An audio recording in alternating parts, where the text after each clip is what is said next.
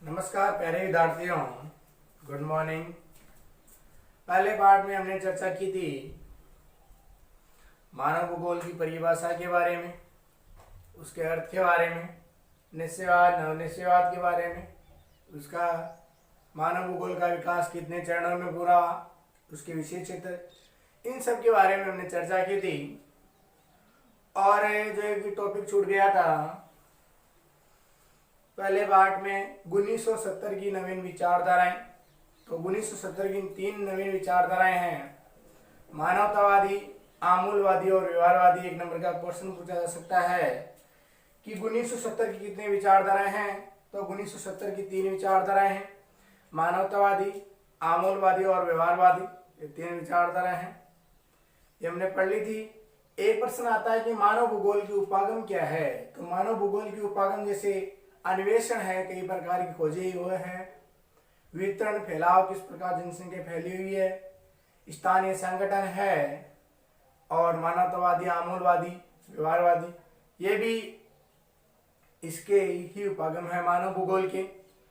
तो हमने इन सब के बारे में चर्चा की। आज के बाद में हम चर्चा करते हैं दूसरे पार्ट में विश्व की प्रमुख जनजातियां। इसमें से भी प्रश्न पूछा जाता है कि विश्व में कौन कौन सी जनजातियां पाई जाती है और कहाँ कहाँ निवास करती है, उनका रहन सहन कैसा है, उनका खान पान कैसा है, उनकी वेशभूषा कैसी है, वह क्या व्यवसाय करते हैं, इसके बारे में हम चर्चा करेंगे। तो आज हम पढ़ते हैं जनजाति। पहली बात तो जनजाति कहते किसे हैं। जनजाति का मतलब है कि जन यानी लोग, जाति जैसे अपनी अलग अलग जातियां होती है उसके हिसाब से जनजाति, लोगों की जाति। इसमें लोग किस प्रकार से निवास करते हैं और कहाँ का निवास करते हैं जनजाति, इसके बारे में पढ़ेंगे।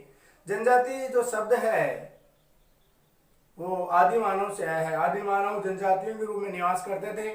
उनके रहने का, खाने का ढंग अपने से अलग होता है, उन पर आधुनिकता का प्रभाव नहीं था, ये जनजाति थी।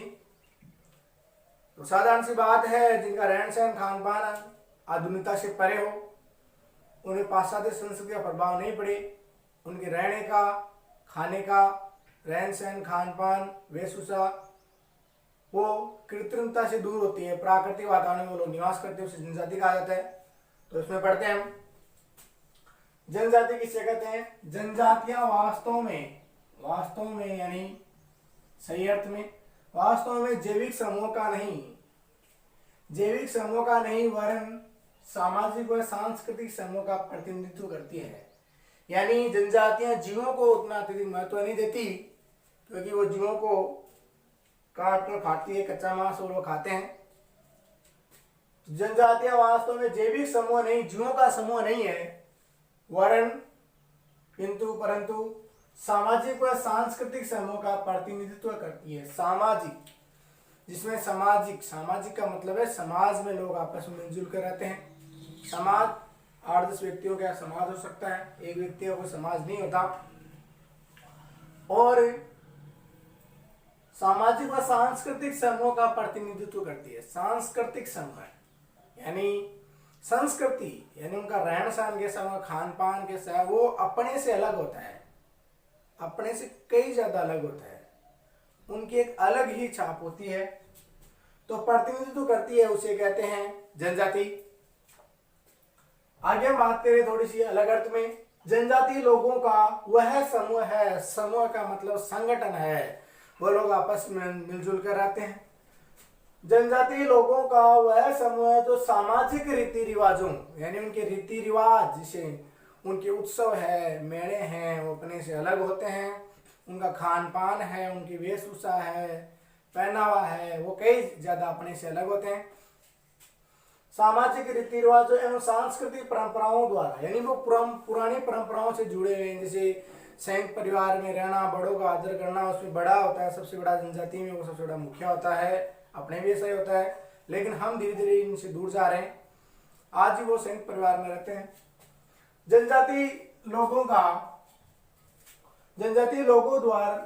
वह समूह जो सामाजिक रीति रिवाजों एवं सांस्कृतिक परंपराओं द्वारा एक दूसरे से घनिष्ठ रूप से संबंधित है, यानी घनिष्ठ रूप से जुड़े हुए हैं, पास पास रहते हैं और सबके दुख सुख दुख में काम आते हैं। अब देखते हैं हम विश्व की प्रमुख जनजातियां, यानी अलग अलग जनजातियां हैं, जैसे एस्किमो जनजाति है, ब्रुसमैन जनजाति है, मेना जनजाति है, नागा जनजाति है, गोंड जनजाति है। तो इस पार्ट में हमें 4 जनजातियों के बारे में प्रमुख रूप से पढ़ेंगे। वो 4 जनजातियां हैं एस्किमो, वो 4 जनजातियां हैं मित्रों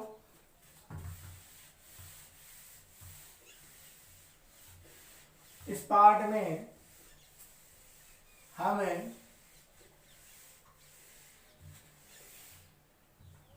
4 जनजातियां पढ़ेंगे।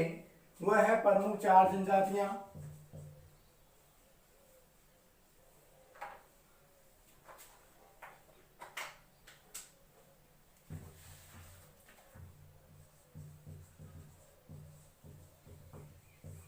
एस्किमो, ब्रुसमैन, गोंड और मेना। ये 4 मेरा क्या भील, मेरा आगे बढ़ेंगे। 25 का पार्ट एक जनजाति का और है एस्किमो, ब्रुसमैन, भील। एस्किमो, ब्रुसमैन, गोंड और भील, ये 4 जनजातियों के बारे में इस पार्ट के बारे में पढ़ेंगे, जिसमें से 2 जनजातियां विश्व में पाई जाती है, एस्किमो, ब्रुसमैन और गोंड और भील प्रमुखतया भारत में पाई जाती है। तो इनके बारे में पहले पढ़ने के बारे में हम जान लेते हैं कौन सी जनजातियां कहाँ पाई जाती है। प्रमुख जनजातियां ध्रुवीय व ठंडे प्रदेशों में, ध्रुवीय व ठंडे प्रदेशों में, ध्रुवीय बर्फीले ध्रुवों पर, जैसे 90 डिग्री अक्षांश के आसपास ध्रुव जहाँ बर्फ जमी रहती है, ध्रुवीय ठंडे प्रदेशों में एस्किमो और सेमोयेड्स जनजाति निवास करती है। सेमोयेड्स जनजाति निवास करती है। सेमोयेड्स जनजाति निवास करती है या सेमायेड्स जनजाति निवास करती है। दूरी प्रदेशों में, एक नंबर दूरी प्रदेशों में कौन सी जनजाति निवास करती है, एक नंबर का प्रश्न पूछा जा सकता है। जहां बर्फीले एरिया ये बर्फ के अनुकूल रह सकते हैं। विश्वतरेखीय व संगन वनों के निवासी, विश्वतरेखीय यानी 0 डिग्री अक्षांश और संगन वन यानी जहां पेड़ पौधे अत्यधिक मात्रा में पाए जाते हैं, वहां पे कौन सी जनजाति निवास करती है, पिग्मी, सेमांग और सकाई। पिग्मी, सेमांग और सकाई ये जनजाति निवास करती है अपने संगन वनों में, यानी विश्वतरेखीय संगन वन जहां पे पेड़ पौधे अत्यधिक मात्रा में पाए जाते हैं, वहां पे जनजाति निवास करती है। यह प्रश्न पूछा जा सकता है कि संगन वनों में कौन सी जनजाति निवास करती है, तो पिग्मी, सेवांग और सकाई ये जनजाति संगन वनों में निवास करती है। प्यारे विद्यार्थियों जो देख रहे हैं इस वीडियो को, और ज्यादा से वीडियो को लाइक करें, शेयर करें और ध्यान से देखें। उष्ण व शुष्क कालाहारी मरुस्थल, शुष्क जहां पे पानी की कमी है, नमी नहीं है, सूखा प्रदेश है। कालाहारी मरुस्थल, कालाहारी जो मरुस्थल है वो अफ्रीका, दक्षिणी अफ्रीका का मरुस्थल है कालाहारी मरुस्थल, और उत्तरी अफ्रीका का जो मरुस्थल है वह सहारा का मरुस्थल। तो अफ्रीका में 2 मरुस्थल है, उत्तरी अफ्रीका का जो मरुस्थल है वह सहारा मरुस्थल, दक्षिणी अफ्रीका का जो मरुस्थल है वह कालाहारी मरुस्थल। तो उष्ण व शुष्क कालाहारी मरुस्थल में निवास करती है ब्रुसमैन जनजाति, जिसके बारे में इस पाठ में अध्ययन करेंगे। ये तापमान के अनुकूल रह सकते हैं। यहाँ पे टेम्परेचर 40 डिग्री से लगभग 42-43 डिग्री होता है। उष्ण कटिबंधीय घास के मैदान, यानी घास उष्ण जहाँ पे शुष्क प्रदेश है, घास के मैदान, उष्ण कटिबंधीय घास के मैदानों में कौन सी जनजाति निवास करती है, मसाई व बद्दू जनजाति निवास करती है। मसाई व बद्दू जनजाति। तो यह प्रश्न भी आ सकता है कि उष्ण कटिबंधीय घास के मैदानों में कौन सी जनजाति निवास करती है, तो उष्ण कटिबंधीय घास के मैदानों में मसाई व बद्दू जनजाति निवास करती है।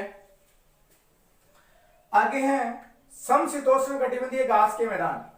समशीतोष्ण, समशीतोष्ण यानी यहाँ पे गर्मी भी है और ठंड भी है। समशीतोष्ण कटिबंधीय घास के मैदान में निवास करती है किर्गिज जनजाति। ये प्रश्न भी पूछा सकता है कि समशीतोष्ण और कटिबंधीय घास के मैदानों में कौन सी जनजाति निवास करती है, तो समशीतोष्ण और घास के मैदानों में किर्गिज जनजाति निवास करती है। ये प्रश्न भी आपसे पूछा सकता है, तो आप एक इस टॉपिक को विशेषतः धीरे धीरे आराम से पढ़े। दुर्गम पहाड़ी, दुर्गम का मतलब है दुर्गम, जहां पे हम जा नहीं सकते, जाने आने में आसानी, वहां पे सुख सुविधाओं का अभाव होता है, कठिनाइयां होती है जाने में। दुर्गम पहाड़ी व पठारी क्षेत्रों के निवासी भील, गोड़, संताल, मीणा, नागा व अन्य जनजातियां। तो दुर्गम पहाड़ी व पठारी क्षेत्रों के निवासी यानी पठारी, पठार समतल मैदान, मैदान से कुछ अलग होते हैं, पहाड़ी क्षेत्र, पहाड़ी, इन क्षेत्रों में कौन सी जनजातियां निवास करती हैं? भील, गोड़, संताल, मीणा, नागा। तो ये जनजातियां भील, गोड़, मीणा, संताल, नागा, ये जनजातियां प्रमुखतया भारत में निवास करती है। तो इन जनजातियों के बारे में मैंने बताया, जैसे दूरी क्षेत्रों में एस्किमो जनजाति, विश्वोत्तरी में पिग्मी जनजाति, कालक्षेमांग जनजाति, उष्ण शुष्क कालारी मौसम में बुर्समेन जनजाति, उष्ण कटिबंधीय घास के मैदानों में मसाई बद्दू जनजाति, समशीतोष्ण कटिबंधीय घास के मैदानों में किर्गिज जनजाति, और दुर्गम पहाड़ी व पठारी क्षेत्रों के निवासियों भील, गोड़ और मीणा जनजाति। तो ये जनजातियों के बारे में हम पढ़ा। अगले वीडियो में हम चर्चा करेंगे एस्किमो जनजाति के बारे में पढ़ेंगे। तो मित्रों, आज के लिए इतना ही। इस वीडियो को ज़्यादा से शेयर करें, कमेंट करें, और जिस सभी विद्यार्थी एक दूसरे के पास लिंक भेजें ताकि सभी विद्यार्थी इस वीडियो से जुड़ सके। मेरे मित्रों, गुरुजनों और प्यारे दोस्तों, इस वीडियो को ज़्यादा से इधर उधर भेजें ताकि सब विद्यार्थियों के काम में आ सके। जय हिंद, जय भारत, धन्यवाद।